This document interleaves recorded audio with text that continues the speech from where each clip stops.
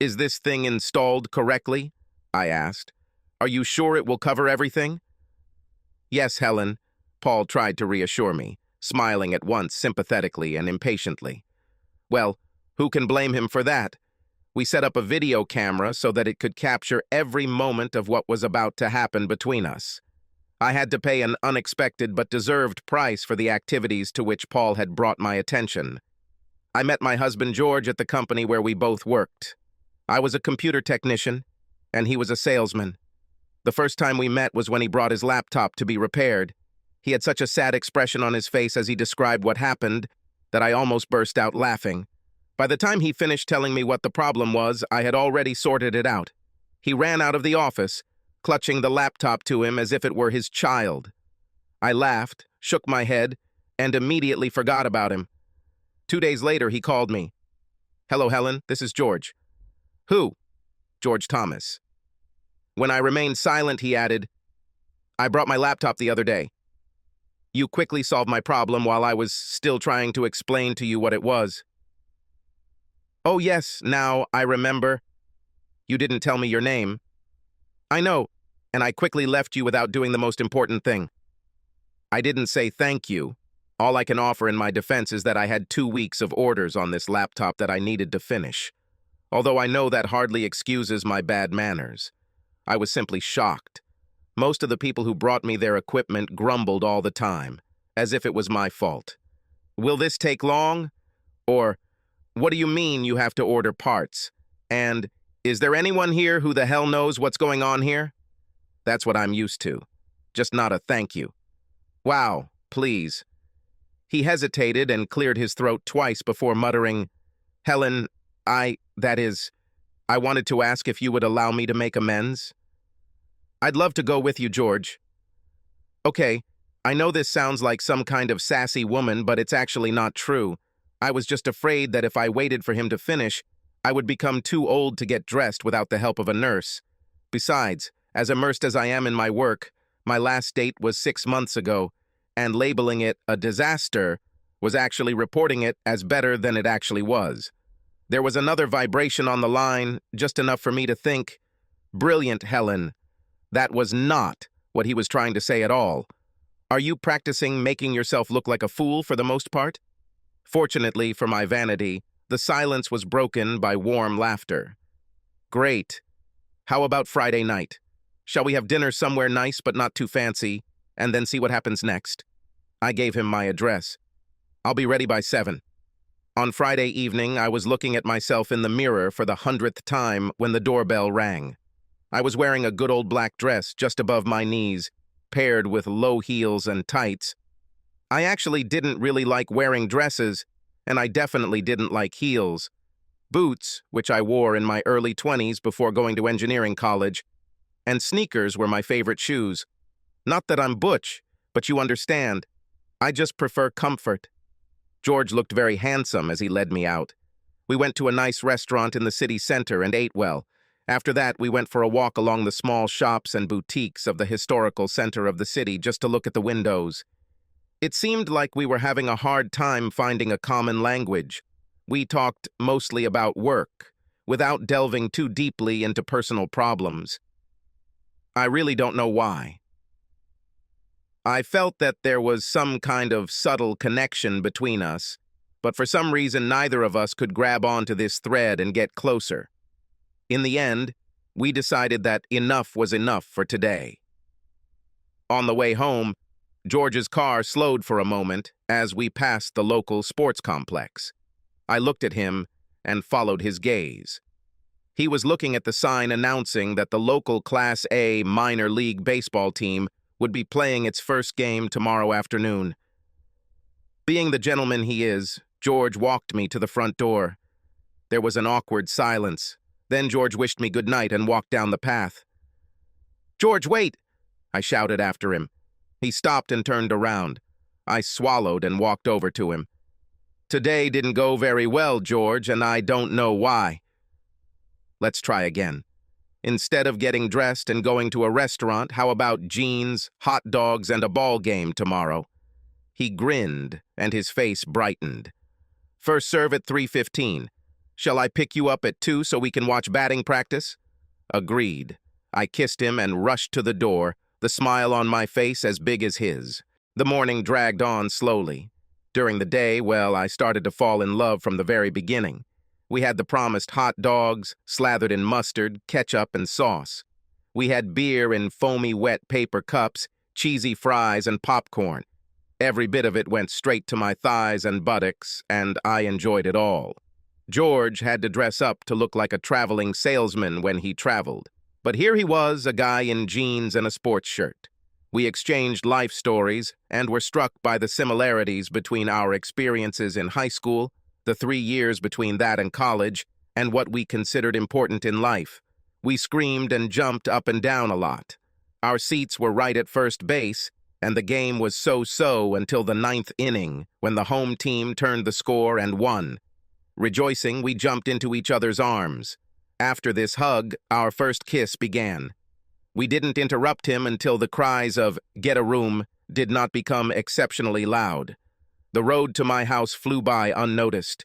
We kissed all the way up the driveway, through the door that George managed to slam behind us, and all the way down the hallway to my bedroom. Our trail was littered with shoes, jeans, and shirts. We fell on the bed. Our sex was amazing. I rewarded him the same way he rewarded me. With cries of pleasure, thank God I was protected. Why I continued to take birth control during a long drought of celibacy, I don't know, but it paid off.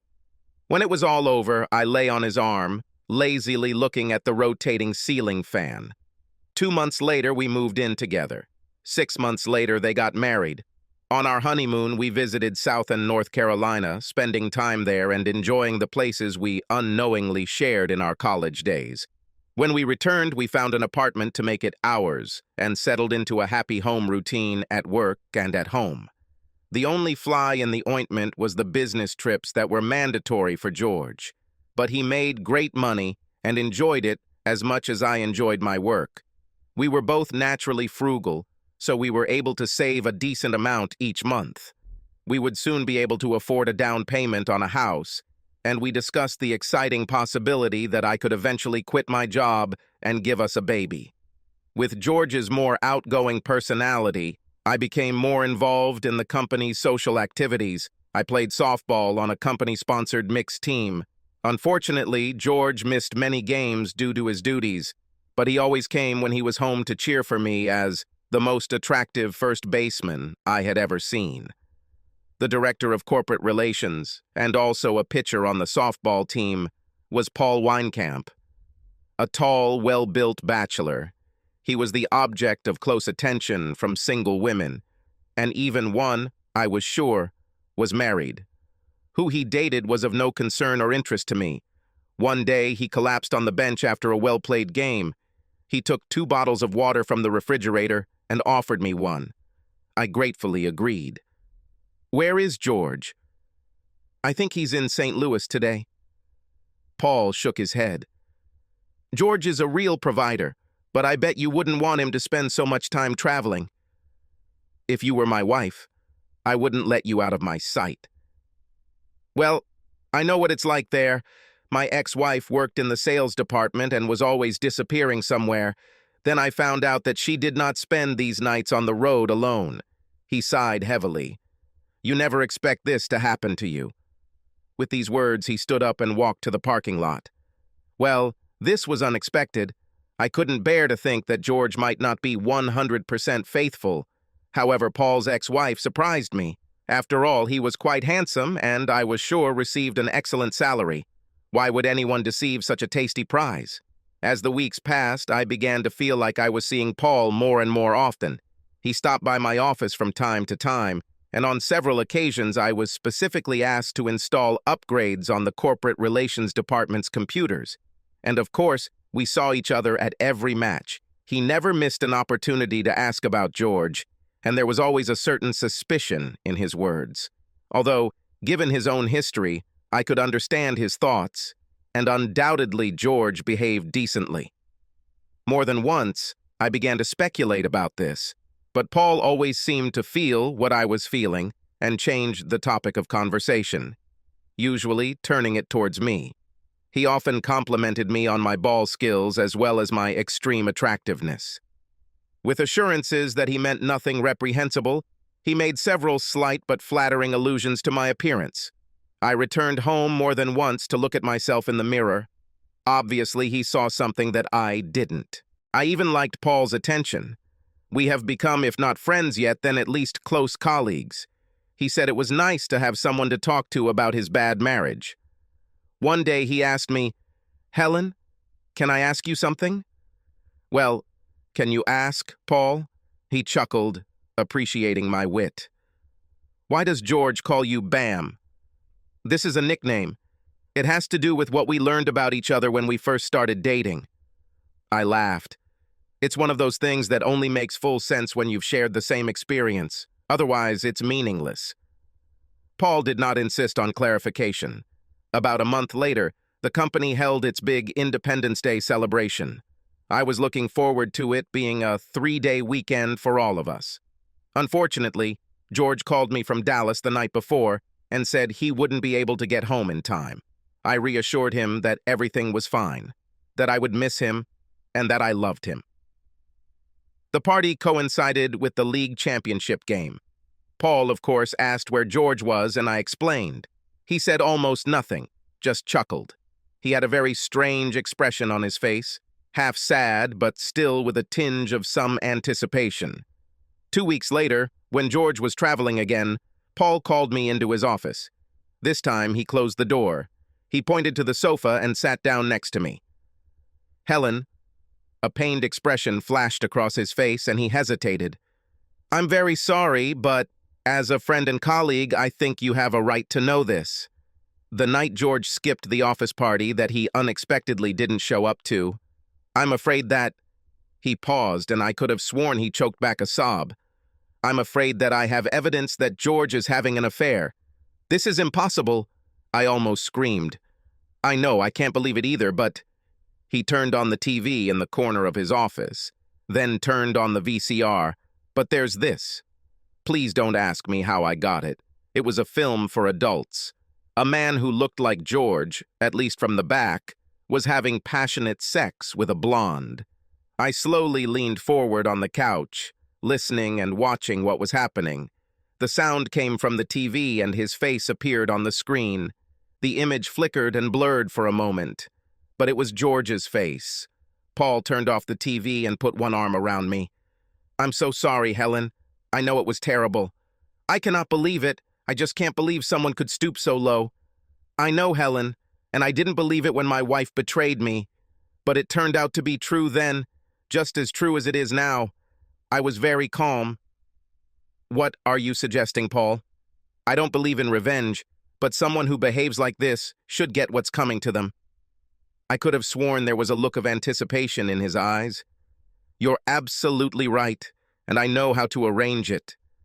I listened to his proposal and agreed. So, 3 days later, I met him in a well-known hotel room. He had already set up video equipment to record the two of us having sex. "I don't want to do this to George," Paul said sadly. "But you have to teach him a lesson." "I agree," I smiled. "I'm glad you are here. Without you, all this would be impossible." I took a deep breath as Paul turned on the video camera. He directed her across the room to a king-sized bed with a bucket of champagne next to it. He focused it on the foot of the bed. At his nod, I entered the frame at the same time as him. I put my arm around Paul's shoulders and smiled at the camera. "George, Paul told me something very indecent about you. He told me all about the cutie you have on your side. He was kind enough to explain what you do when you're out of town and talk about your boasts at the office. I tried not to believe it, but the last straw, my love, was the tape he showed me. I can't stand this. Confidence. It's all about trust. George, you and I have talked about this enough for you to know what we're basing our relationship on. This is a slogan for us that extends to our friends and colleagues. How someone can behave like this without the slightest concern about the impact it might have on another person is beyond me." I turned to Paul and wrapped my arms around his neck. "Paul, could you say something to George before we start?" When Paul looked at the camera, his face broke into a shitty grin. "George, old man, I'm very sorry that I'm doing this to you, but it's for your own good. Maybe after this, Helen will be able to forget what you did to her." He continued to smile maliciously as I ran my fingers through his hair. He moved closer to me. I stood on my tiptoes and whispered in his ear, loud enough for the camera microphone to pick up the words. "I want to share a secret with you, Paul." George's nickname for me. BAM is actually an acronym that stands for Big Ass Aggressive Marine. I stepped back slightly and punched him in the groin. The floor suddenly turned pale and began to slowly bend in half, and I continued. Of course, it's not politically correct, but it is a term used by male Marines to refer to female Marines. It's half joke, half truth. I saw Paul fall to his knees, clutching his dignity in his hands. My instructor was right, I noted thoughtfully. Nothing attracts attention like a good blow to the groin. I don't remember this being discussed in the hand-to-hand combat course, but I felt that it would make me very good. With that, I raised one leg and kicked Paul in the ass. "You are a stupid bastard. Did you really think I was stupid enough to fall for this? To blame my husband just because of rumors and hints, which, I am sure, you yourself began to spread? I love him, idiot." I spoke in a pompous tone as I followed him crawling towards the door, stopping only to make sure the camera was still looking at us. "I knew you were up to something ever since you came up with the idea. This may have worked before, but not with a couple who communicate daily." That same evening, I found out about this hotel room. He was too tired to drive home after an 18-hour day. Didn't you think that he would call me from his room and tell me? And this is the so-called video. My God, I'm a computer worm. This attempt to transplant George's face into someone else was ridiculous. I noticed this in 2 seconds. Paul managed to reach out and open the door. I bent down and grabbed his belt. "I'm not done with you yet, rat. I can't believe your nerve to make me think that George was having an affair and that you wanted to sleep with me. It's probably all for the thrill of conquest. Well, you picked the wrong girl and the wrong guy. Always faithful is not a motto." I take lightly. I let go of his belt, put my foot on his ass and pushed. He stretched out in the hallway, and I threw his keys after him. Speaking of trust, George trusted me to handle this matter myself. Paul's eyes widened in shock. "However, as soon as I call him, he will probably start looking for you. He's also a former Marine, if you haven't figured it out already, and I don't think you want to be in the same city with both of us holding a grudge against you. Why don't you move to Muhosransk, Egypt, before we find you? You have as much time as you want, but I would advise you to leave in 24 hours. I kicked Paul's ass again, but missed as he ran down the hallway. 2 hours later, George and I were snuggled up on the bed in our hotel room. The remains of the minibar's contents were scattered across the floor. I laid my head on my husband's chest. God, what prices are here? I looked up as George tilted his head back and emptied the contents of a small bag of nuts into his mouth. Yes, it was very nice of Paul to put the number on his credit card. We'll have to thank him properly if we ever see him again. By the way, how are you? Relate to seeing him again. We never saw Paul again. By the time we got to the office 2 days later, he had already quit and left for parts unknown. No one seemed upset about him leaving, especially when it turned out that I wasn't the only married woman he'd hit on. Apparently, he had a penchant for seducing happily married women, I guess to get back at all of us for what his ex-wife did. Although I was very grateful to him for one thing. 9 months and 3 days after our selfless 48-hour celebration, I gave birth to my daughter. It was a pure joke on our part to call her Helen Paula Thomas. She was our first, but not our last. We still embarrass everyone at every baseball game we all attend together. Please like and subscribe to the channel and you will never be cheated on.